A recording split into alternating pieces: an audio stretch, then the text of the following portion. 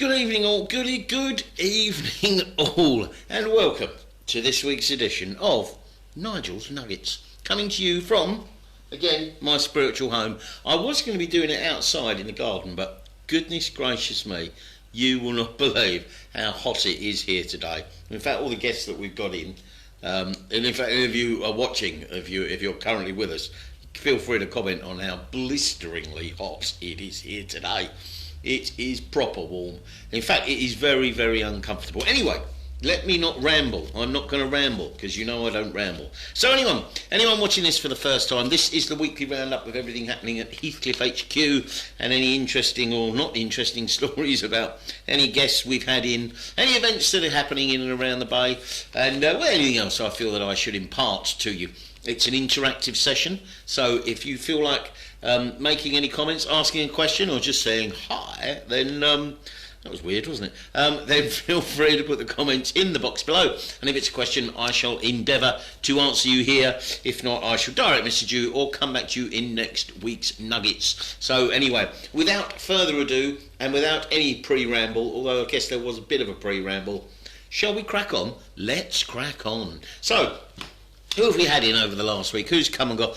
The Kirbys have left. That is always such a shame. The Kirbys left. It's always a pleasure to see our old friends Kevin and Lisa and their delightful offspring, Caitlin and Joseph. And just by the way, right, Joseph, this is Kevin and Lisa's son, they've got this card game, right, based on the Star Wars franchise, okay? And I'm a bit of a Star Wars nut. I love my Star Wars films.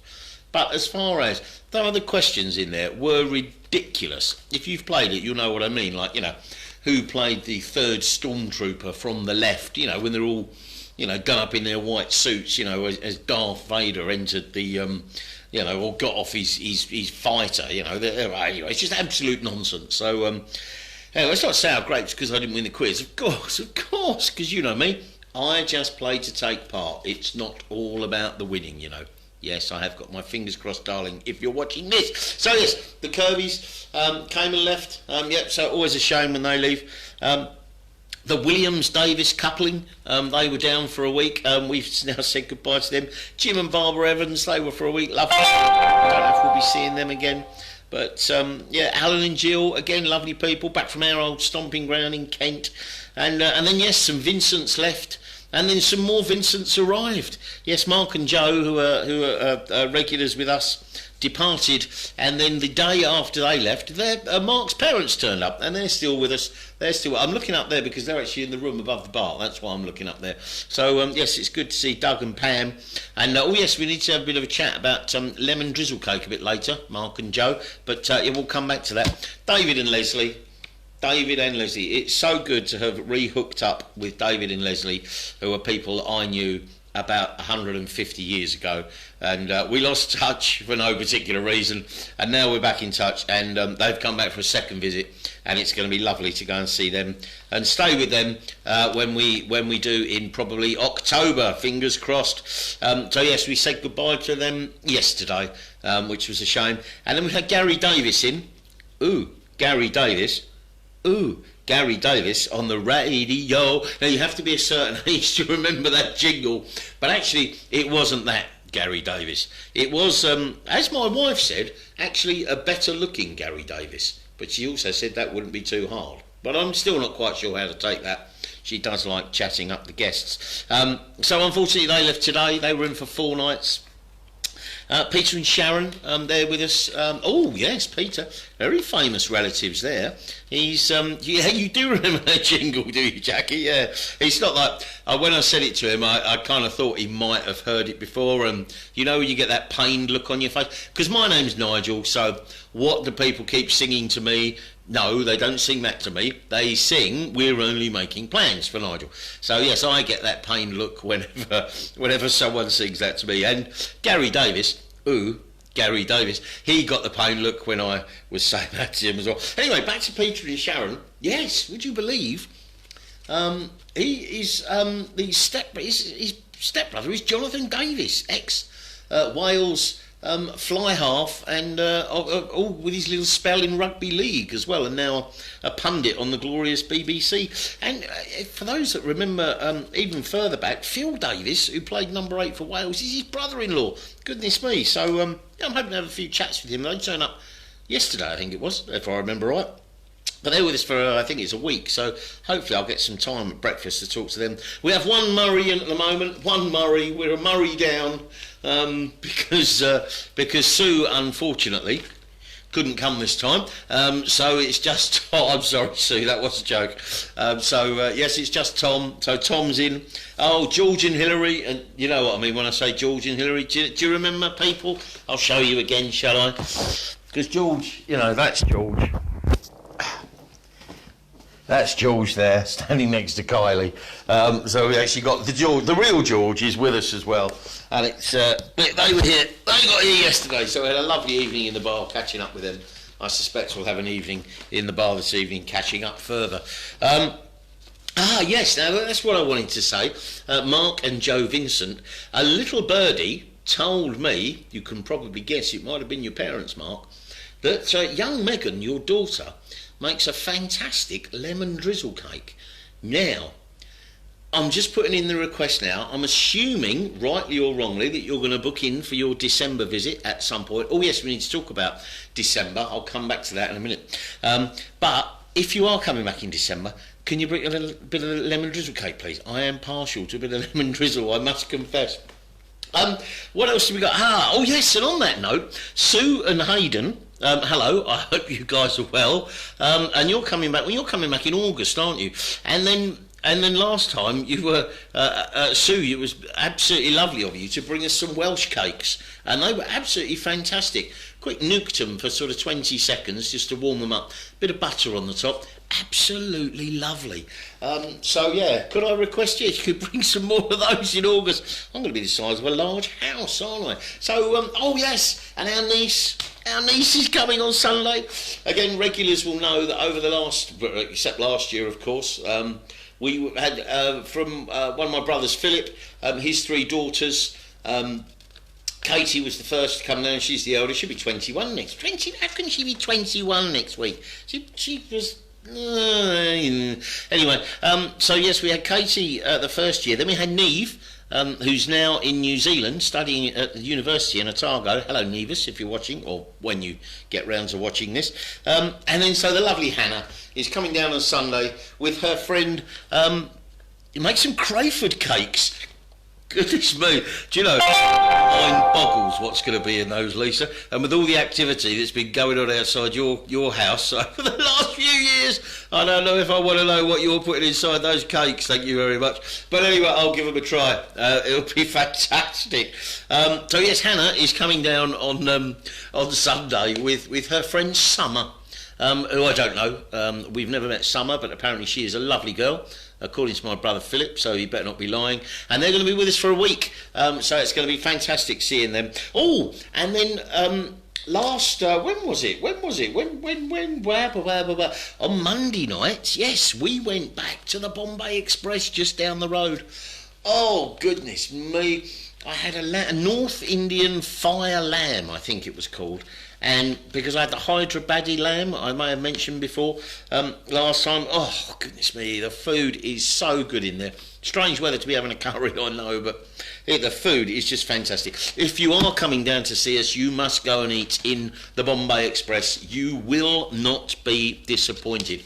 It's quite a pared-down menu, but goodness me, Rahan's food is absolutely amazing. You won't be disappointed. And talking of coming to see us, this Saturday, if any of you, I haven't got the list of people who are coming in this week, but so sorry about that, but anybody, John had that dish and loved it. There we go, you're booking in again. Yes, you are. You're already, yes, because you're coming back in September, aren't you? Yes, get that booking in now, Jackie, because it is still very, very busy booking up the restaurants.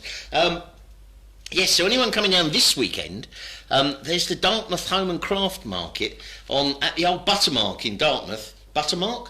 I haven't been behind the bar yet, I promise you. I know it is gone 5 o'clock, but I haven't had a beer yet. I've just got a bit of a spoken pooderman. So the Dartmouth Home and Craft Market is on this Saturday at the old Butter Market in Dartmouth Town. And obviously those regulars down here will know, easy to get to here. Just 2 stops on the normal train. Good evening, Ali. Hugs and kisses going to you. Just a couple of stops on the train down to Payton, cross the platform, and you get the chuffer. Good old steam train down to Kingswear, and the little ferry across the Dart to Dartmouth. Then your passenger ferry price is included in your steam train ticket. So that'll be good. Now, talking of dates and things, right, I best let you know now that we are operating very, very reduced service. Sound like the trains, don't I? When it comes to October and November and December this year. If you do want to come and see us in the autumn, then I suggest you get a pen and paper now and write down these dates, because we are only open in October from the 22nd to the 27th, in November from the 12th to the 17th, and in December from the 10th to the 15th. Now, a lot of you already making comments have already booked in for those dates, but if you're thinking of coming to see us, then those are the dates: October 22 to 27, November 12 to 17, and December 10th to 15th. And the October one, I'm really looking forward to that, because Martin and Claire, who are coming down with their friends, whose name escapes me right now, I apologise for that, we're going to see the ELO Experience at the Princess Theatre. I'm not normally one for tribute bands, as those that know me well know. However, Martin says that these guys, if you close your eyes, you would think it's Jeff Lynne, Mick Kaminsky, Hugh McDowell, Melvin Gale, Bev Bevan, Richard Tandy, et al. So I'm quite excited about that, and so that will be a very good evening. And then we'll be off to the Dartford Food Festival ourselves on that Saturday or Sunday, the 22nd to the 24th, Dartford Food Festival. So yeah, so that's pretty much everything. Now, also, there's one other thing I would like to mention to you all. All of those that are signing up for our email list should have got an email in your inbox yesterday or the day before, I can't quite remember, that told you exactly what we're doing under stage 4 of the government's easing of lockdown. I can tell you that we are pretty much doing nothing, but check your inbox and have a look. I.e., when I say we're doing nothing, I mean very little is changing. The main change that we have now adopted, because we have been trialling it, and we are going to operate this going forward for at least the rest of this year, and then we will see. Have a look in your, maybe it's in your spam box, John. Check your spam box, because you are on our mailing list, so you should have got it. In fact, Juliet, I know you're on the call. Can you check that John and Elaine Rogers got that email, please, the other day? Oh yes, and Elaine was she's one of the children's authors that I mentioned in Nuggets a few weeks back. Go and check out Elaine Rogers, Rodgers, children's author. If you Google that, have a look at her books. Thank you, darling. Yes, you're going to check. So yes, what was I saying? The main change that we are making, as I say, we adopted this for the last few weeks, or since we've been opened, I can't remember now, but basically we are scrapping the 2 breakfast, so the 8 o'clock sitting and the 9:15 sitting. And we are now basically permanently going to move into breakfast time slots. All the time slots have 15-minute intervals, so the buffet is still going to be out. Oh, is that the wrong wife? Oh, I've got the wrong one. Sorry, not that. Oh well, but anyway, that's John and Dawn, not John and Elaine. Different Rogers. But anyway. Elaine Rogers is still a good children's author. Apologies for getting my Rogers mixed up there. Moving swiftly on. Yes, so we are doing the 15-minute time slots for breakfast. And yeah, so we'll be starting at 8 o'clock and finishing at 9:15. And as before, we will let you know what your time slot is when you arrive. No, you can't pre-book your time slots, because the time slots are all dependent on who is in, what time slots they're on, who is leaving when you arrive. That's very true. You could, John, you could. We never know. But yes, so we're doing that. We will still be continuing not to service your rooms during your stay.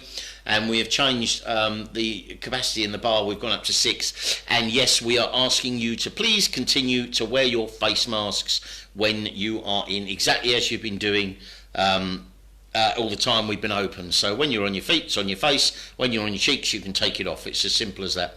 And remember, that is not to protect you, that is to protect everyone else. And obviously somewhat selfishly as well, apart from the fact we are very concerned about our guest safety. If we do have an instance of COVID, because someone is not wearing a mask and something happens in here and we get shut down, we don't earn any money, and it's as simple and straightforward as that. And for those of you that don't know, the insurance companies have not less than 5% of insurance companies paid out to accommodation providers as part of COVID. We were not part of that 5%. We were very much part of the 95%. And in fact, of all the hoteliers we know, and we know quite a few, I only know one that has been paid out any money due to COVID. So for us, it's very, very important that people please continue to wear face masks. At the moment, we are encouraging you to do it. Everybody is doing it. In fact, we haven't had to ask anybody to do it. Everybody seems quite happy to carry on as they were before. But if we did see a large percentage of people saying, no, I don't want to do it, we would have no choice but to make it mandatory. But anyway, enough of the COVID lecture. Let's not get bogged down in that, because it's hot. It really is hot here, and I hope it's hot wherever you are. I hope you've been having a good week. I hope you continue to have a good week, and that is pretty much everything from me. I apologise again, John, for mixing up my Rogers, but I shall endeavour not to do that again. Anyway, everybody, it's been nice to chat to you again, and I will talk to you next week. I'm off for a cold shower. All right, bye-bye.